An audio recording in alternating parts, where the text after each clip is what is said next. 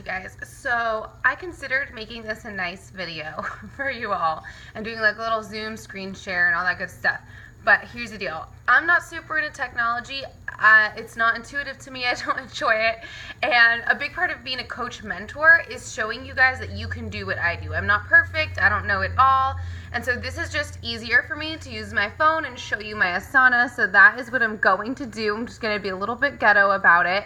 But that's okay, right? It's done is better than perfect. That's what I keep telling you guys in these trainings, and that applies here too. But I wanted to show you how I've set up my Asana. So when you get Asana, it's going to essentially be blank. And you are going to get to go here to projects and then press add, create project, and then whatever you title that project is then going to show up as a list down here. So all of these things are things that I have added, right? So I want to bring some attention to my whole process of how I bring people into my business and how I keep track of them. So the first thing I do is I connect with like-minded people from groups on Facebook. This is my Facebook way of doing things. So on Facebook, I connect with people from groups and I send them a friend request. So you're going to pick groups of people who you'd really honestly like to have in your challenge group or honestly like to connect with as potential coaches.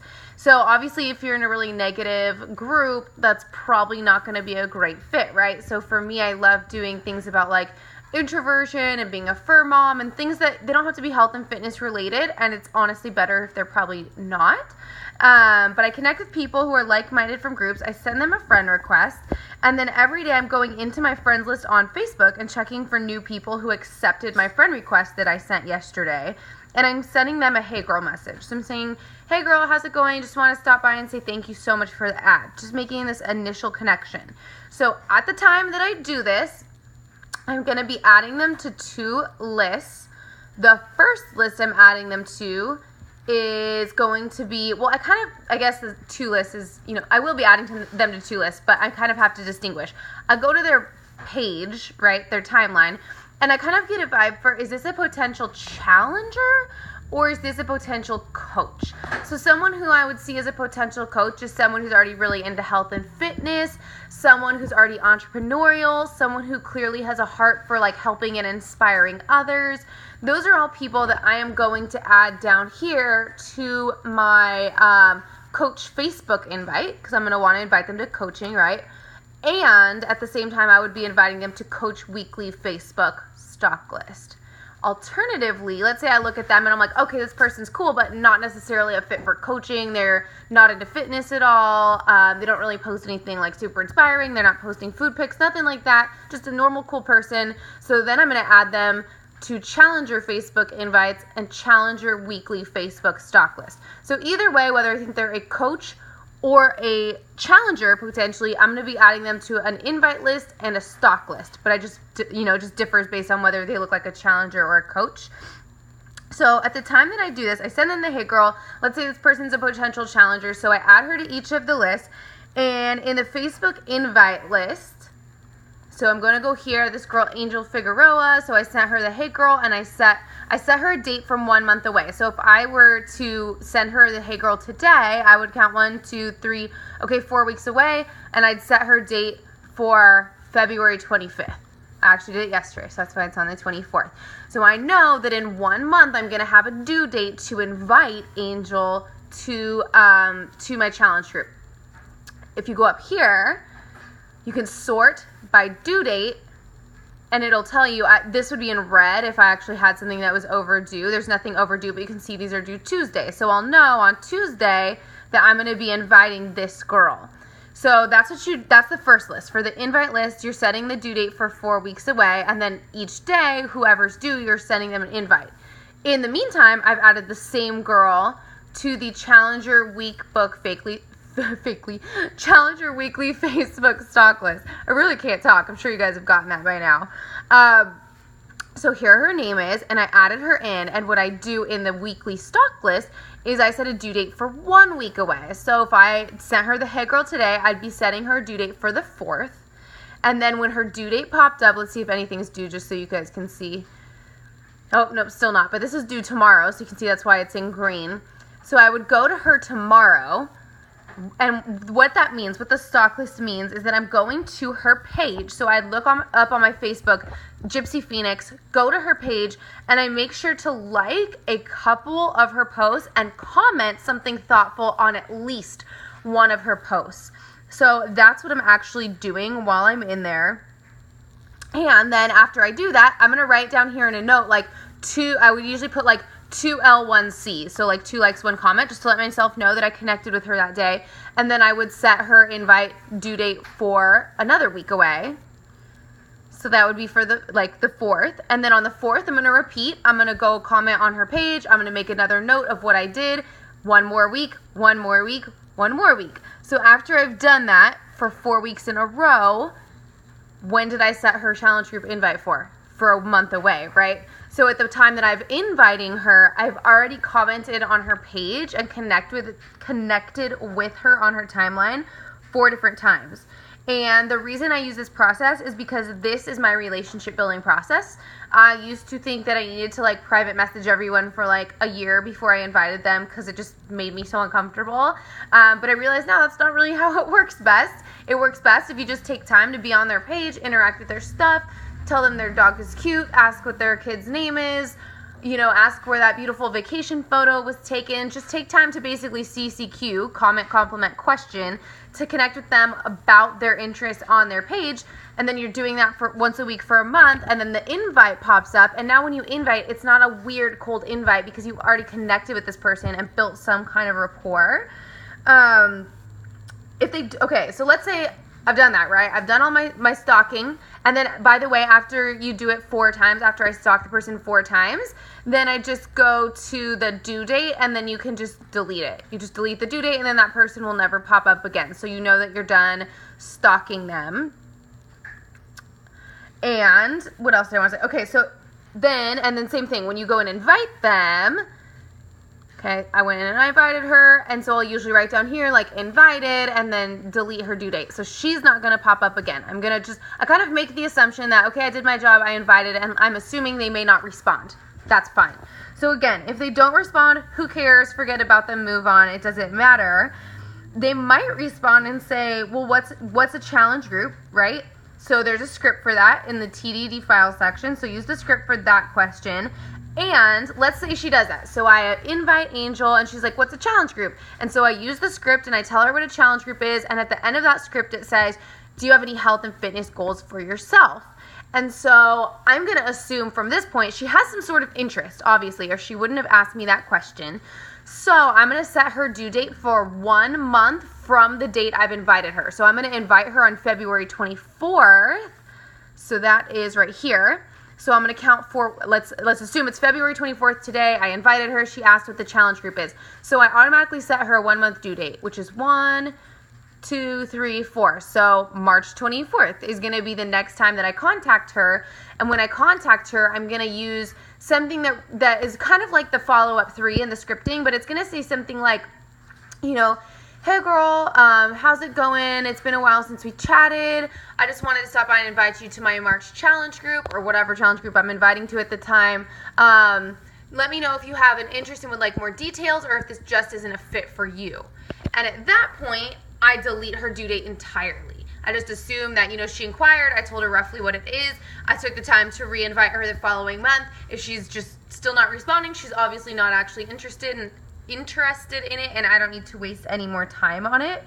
Alternatively, let's say I ask her if she's interested in a challenge group, and then she says, yeah, like I'm looking to lose 10 pounds, whatever, then great, just proceed with the scripts like normal, and the scripts tell you how far apart to set these due dates for, right?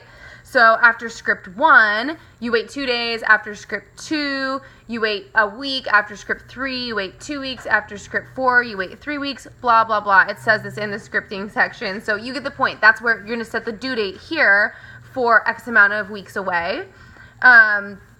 If they ignore you and their date pops up, then you just send them. I always try to put right here. So let's say that she responds and she's like, yes, I'm interested. I want to lose 10 pounds. So I'm going to be proceeding with the script. So I make sure to make a note, I always put FU, everyone laughs at that, FU1, so I know follow-up 1, and I set it for 2 days away, because I know in 2 days, if I haven't heard from her yet, then I'm going to want to send her follow-up one. So it's right there in front of me. And so let's say she ignores me. So I go and I send that follow-up one in 2 days. Down here, I then write follow-up one and I comment so that it like logs that I sent her that already. And then I just change it to follow-up two right here. And then I set this date for now 1 week away because that's how far away follow-up two is sent. Repeat, repeat, repeat, and there's actually 7 total follow-ups. So you're going to do that through all 7 follow-ups, and that's assuming they keep ignoring you, right? They don't ever respond to you. And then the 7th follow-up is basically telling them that you're deleting them from your follow-up list. So that is roughly how that goes. And then once you go through all 7, like I said, then you just completely delete the due date. And you just assume, okay, I went through all 7 follow-ups. Even though they showed an interest, they're obviously not interested anymore. And follow-up 7 lets them know they're welcome to follow up with you anytime. It's roughly the same system for Instagram. The only real difference is how you're connecting with people. So on Facebook, you're connecting with them through groups, whereas on Instagram, you're going to be connecting with them by searching for hashtags you like. So instead of being in a group for a cattle dog, I might just look up hashtag Australian cattle dog. And then anytime I find someone cool, I am going to do what we call CCQ them, comment, compliment, question on a couple of their photos. And then I'm just going to do the exact same thing. If they seem like a potential challenger, I'm going to add them to Challenger Weekly Instagram stock list and Challenger Instagram invite and go through the exact same process with them. Or alternatively, the Coach Instagram invite and Coach Instagram Weekly stock list. So makes sense, same exact system, but it's just a little different how you're actually finding those people.